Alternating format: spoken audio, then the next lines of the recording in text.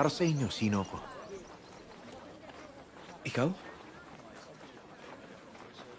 Ikaw ang Kristo.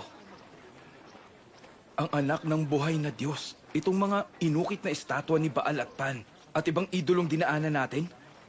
Patay na at nabubulok pero kami, sumasamba sa buhay na Diyos at ikaw. Ikaw ang anak niya.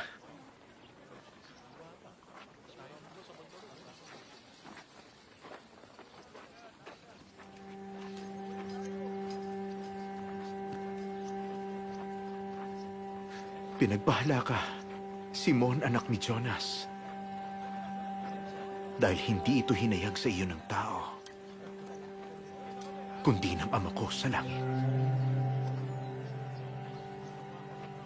Buong buhay mo, tinawag kang Simon, ang tagapakinig.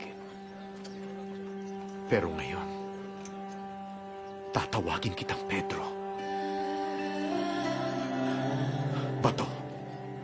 Sa ibabaw ng batong ito, itatayo ko ang aking iglesia at ang tarangkaan ng impyerno hindi mananalo laban dito.